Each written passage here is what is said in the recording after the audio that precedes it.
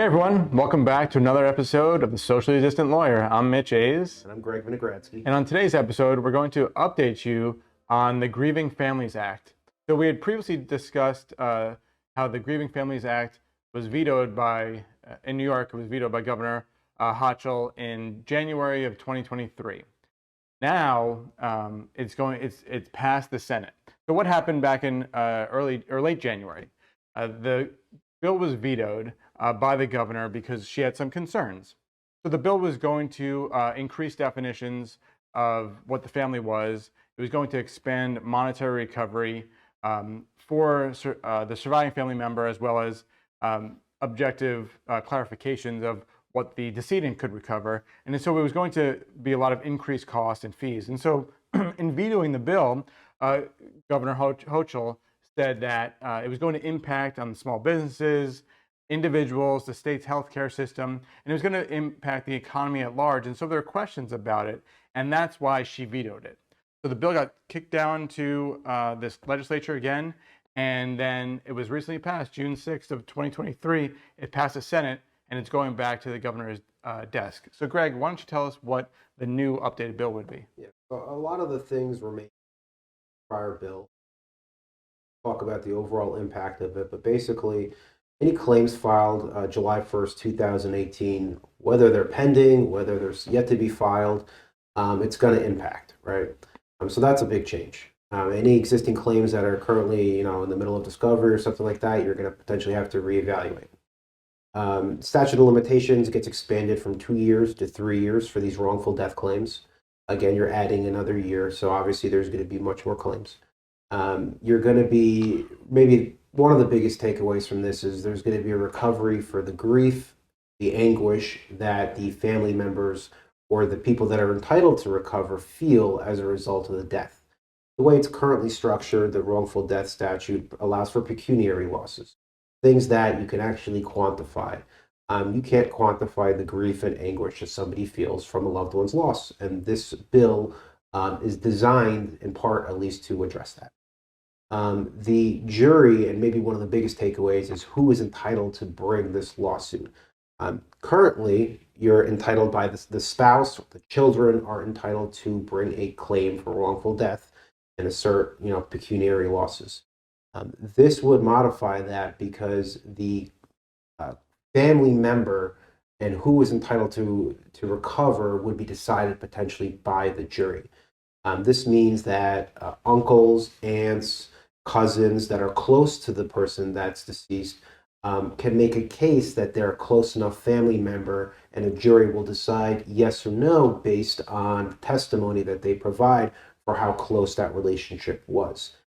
Obviously, this is going to greatly expand the amount of claims that are brought, and really it's meant to address some of the kind of old school ways that people view a family, right? Remember, the original statute that's currently in place is from the 1800s.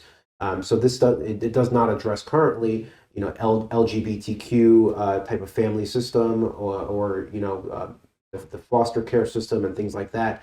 So there may be things in place now that actually provide recovery, maybe where there should be. But there's going to be a huge impact on this, Mitch, right? Right. So what are the effects from if this is passed, if the governor signs this one? So we've narrowed some things, but some things are still remaining the same.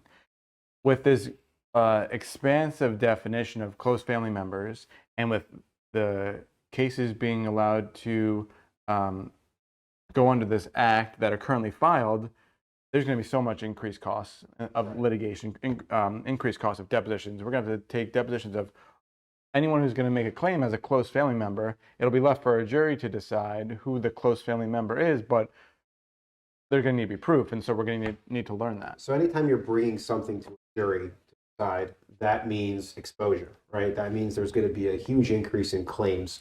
So while a jury eventually could say yes or no and could deny relief, you're still increasing the costs, as you said. You're still increasing the amount of claims that are coming through, right, increasing insurance premiums. And where are we? We're coming out of COVID, right? So the system is already backlogged. Note of issues.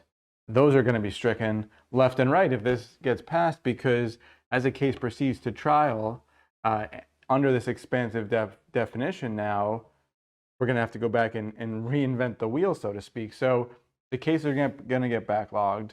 The system's going to get backlogged again. It already has because of COVID. Yeah, I don't see how you have a claim now where your recovery's over, debts are done, note of issues filed, right, and you have a trial date coming up, and now this is passed. Plaintiff is going to try to amend their complaint and bring in additional people that are entitled to recovery. You're going to have to, again, reinvent the wheel all over again. And from an insurance perspective, policies have been rated, premiums have been set based on these laws and what the potential exposure would be. It would kind of upend the industry a little bit in terms of an insurance premium perspective. So it's more costs are involved and more of the reasons that the governor had originally vetoed it. Exactly. I mean, you have reserves already set that might have been set for years, right? And now you're going to have to maybe increase those reserves based on this, and that's going to just increase the premiums and really, as you said, upend kind of the industry a little bit in New York for these types of claims. So those are a lot of the unfortunate side effects of this law, but there are good things because we're moving out of the 1800s now. We're moving to a more modern system, a more modern structure of what this law should be. And whatever the version that gets passed, I think it'll be beneficial for both sides to move it outside of the plaintiff and defendant, to move it outside of the context of the 1800s and more modern society. Yeah, definitely agree. I mean, I think it could have been done a little more delicately, I guess is the word.